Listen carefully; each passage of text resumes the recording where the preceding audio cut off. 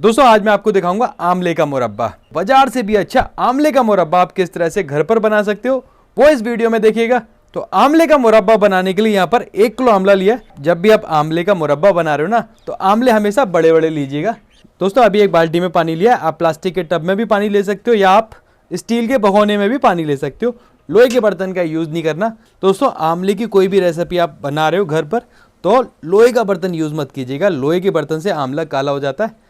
तो अभी डालेंगे इसमें फिटकरी, 1 चम्मच फिटकरी है और पानी में डाल के थोड़ा सा घोल लेंगे फिटकरी को। इस फिटकरी में हम सारे आमले को डाल देंगे। 1 किलो आमला है दोस्तों हमारा ये, और हम बनाने जा रहे हैं आमला का मुरब्बा। तो इस फिटकरी के पानी में आमले को हमने इसलिए डाला कि आमले की सारी जो गंदगी होती है ना वो निकल जाएगी। पेड़ पर लगे रहते हैं धूल मिट्टी और ये इस तरह की गंदगी देख रहे हो ना आप, बिल्कुल निकल जाएगी और सारे आमले पर चमक आ जाएगी। तो आमलों को हम फिटकरी के पानी में 5 से 6 घंटे के लिए डालकर रख देंगे। 5 से 6 घंटे हो चुके हैं। फिटकरी के पानी से निकालकर सारे आमले को हमने 2 बार साफ पानी से धो लिया। तो देखिए दोस्तों चमक भी आ गई है सारे आमले पर और सारी गंदगी भी निकल गई है। तो अब बारी है दोस्तों आमले का मुरब्बा बनाने की। तो आमले का मुरब्बा बनाने के लिए सबसे पहले आमलों को गोदा जाएगा। तो गोदने के लिए हमने एक फॉग लिया। इसे गूदा इसलिए जाता है कि चाशनी इसके अंदर भर जाए और खाने में आपको हर बाइट में मिठास मिले। चम्मच इस तरह से आपने एक कांटे वाली चम्मच लेनी है और चम्मच की सहायता से आपने इसमें छेद करने हैं, यानी कि सारे आमले को गोदना है, अच्छे से गोदना है। इस तरह से हम सारे आमलों को गोद लेंगे। सारे आमलों को नूडल्स वाली चम्मच से हमने अच्छे से गोद दिया और अब बारी है इन्हें बॉईल करने की। तो दोस्तों अभी हम इन्हें बॉईल करने जा रहे हैं। एक भगोने में हमने पानी लिया है, आप स्टील का ले सकते हो या एल्युमिनियम का ले सकते हो, और सारे गुदे हुए आमले को हम इसमें डाल लेंगे। गैस का फ्लेम हाई रखेंगे। हाई फ्लेम पर इन्हें इतना पकाना है कि आसानी से दबने लगें। गैस का फ्लेम बंद कर दिया। फाइनली सारे आमले हमारे बॉईल हो चुके हैं। अगर आप आमले का मुरब्बा बना रहे हो तो आमला हल्का सा दबना चाहिए। देखो हमें केवल इतना बॉईल करना है कि हल्के से दबने लगे। इसे ज़्यादा बॉईल नहीं करते हैं, ज़्यादा बॉईल करोगे तो ये फट जाएंगे पूरे। तो फिलहाल अभी हम सारे आमले को एक प्लेट में निकाल लेंगे। बस कोशिश कीजिएगा आमला ज़्यादा ना पके, केवल हल्का सा दबने लगे। वैसे ही आप गैस का फ्लेम बंद करके सारे आमले को निकाल सकते हो। आमला बहुत फ़ायदेमंद है आँखों के लिए, बालों के लिए, स्किन के लिए, पेट के लिए। खाओगे तो आपकी आंखें भी ठीक रहेंगी, आपके बाल भी ठीक रहेंगे, आपकी स्किन भी ठीक रहेगी, आपका पेट भी ठीक रहेगा। काफ़ी सारे रोग इससे दूर होते हैं। एक भगोने में हमने सारे बॉयल आमलों को डाल लिया और अब बारी है इसमें चीनी मिलाने की। 1 किलो आमले का अगर आप मुरब्बा बना रहे हो तो इसमें जाती है 1.5 किलो चीनी, जिसे हम ऊपर से इस तरह से डाल देंगे और 1 रात के लिए इसे हम ढक कर रख देंगे। 1 रात हो चुकी है दोस्तों। अब देखिए हमारे आमले किस तरह से हो गए। सारे आमलों को चाशनी से अलग कर लेंगे और चाशनी को 1 खौली आने तक पकाएंगे। तो इस रेसिपी से अगर आप बना रहे हो ना तो आपके आमले है ना बिल्कुल परफेक्ट बनेंगे और हमेशा इसी रेसिपी से घर पर आमले का मुरब्बा बनाओगे। देखिए दोस्तों सारे आमले हमने चाशनी से अलग कर लिए और अभी हम चाशनी को 1 खौली आने तक पकाएंगे। अभी देखिए चाशनी में खौली आ चुकी है और अब हम इसमें डाल रहे हैं साइट्रिक एसिड। 1 किलो आमले का अगर आप मुरब्बा बना रहे हो तो इसमें 5 ग्राम साइट्रिक एसिड डालते हैं। साइट्रिक एसिड चाशनी को जमने नहीं देता। सर्दियों का मौसम है, चाशनी जल्दी जम जाती है। साइट्रिक एसिड से हमारी जो चाशनी है ना वो जमेगी नहीं।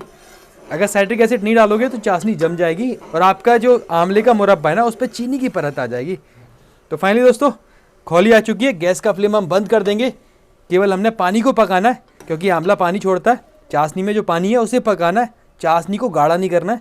जो आमले हमने चाशनी से निकाले थे वो हम इसी में डाल देंगे और फिर ढककर रख देंगे 5 से 6 घंटे के लिए। शाम को कर रहे हो तो आप 1 रात के लिए ढककर रख दीजिएगा। सुबह कर रहे हो तो आप पूरे दिन के लिए ढककर रख दीजिएगा। फिर शाम को इसे खौली आने तक फिर पकाएंगे। शाम हो चुकी है दोस्तों। अब हम अपने आमलों को देखते हैं किस तरह से हमारे आमले हो गए।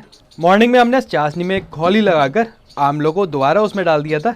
अब फिर से हम वही प्रक्रिया अपनाएंगे। आमले हमारे पानी छोड़ते हैं, इस वजह से हम चाशनी को पकाते हैं। चाशनी को 1 खौली आने तक पकाना है, चाशनी को गाढ़ा नहीं करना है। तो देखिए अभी सारे आमले को हम फिर से निकाल लेंगे। एक अलग बर्तन में सारे आमलों को निकालना है। आमले का मुरब्बा दिखा रहा हूँ किस तरह से बनाते हैं। इस तरह से घर पर बनाकर आप बेच भी सकते हो। बिल्कुल परफेक्ट तरीका दिखा रहा हूँ आपको। चाशनी से आमले को इसलिए अलग कर रहे हैं कि हमें आमले को नहीं पकाना है, केवल चाशनी को पकाना है, क्योंकि आमला पानी छोड़ता है। 2 से 3 दिन लगते हैं आमले का मुरब्बा बनाने में। तो इस तरह से सारे आमले को हमने अलग कर लिया और जो चाशनी थी उसमें एक खौली लगा रहे हैं। देखिए दोस्तों, चाशनी में खोली आ चुकी है। गैस का फ्लेम बंद कर देंगे। चाशनी में खोली आ चुकी है। अब इसमें डालेंगे सोडियम बेंजोएट। प्रिजर्वेटिव होता है बाजार के सारे कैंडी, सारे आंवला, सारे अचार में आपको प्रिजर्वेटिव मिलेगा। 1 किलो में 1 ग्राम मात्रा रहती है। दोस्तों अगर आप ज़्यादा क्वांटिटी में बना रहे हो या कुंटलों में बना रहे हो या बेचने के लिए बना रहे हो घर पर, तो उसमें आप प्रिजर्वेटिव डाल सकते हो। मैंने यहाँ पर केवल 1 किलो बनाया, कोई ज़्यादा क्वांटिटी नहीं है, जल्दी ख़त्म हो जाएगा, इस वजह से मैं प्रिजर्वेटिव नहीं डालूंगा। अगर आप घर में ज़्यादा क्वांटिटी में बना रहे हो तो आप डाल सकते हो। कुंटल में बना रहे हो या बेचने के लिए बना रहे हो तो आप डाल सकते हो। आपका आंवला सुरक्षित रहेगा, सालों साल तक फफूंदी नहीं आएगी। अभी चाशनी में खोली आ गई है और सारे आंवले को मैं फिर से चाशनी में डाल रहा हूँ। तो इसे थोड़ी देर तक हम ठंडा करने के लिए रख देंगे। फाइनली दोस्तों, आंवले का मुरब्बा हमारा ठंडा हो चुका है और बनकर तैयार भी हो चुका है। जार में सारे आंवले के मुरब्बे को हमने डाल लिया और बची हुई चाशनी भी अब हम इसमें डाल लेंगे। आंवले का मुरब्बा हमारा रेडी हो चुका है। एक जार में हमने सारे आंवले और चाशनी को एक साथ डाल दिया।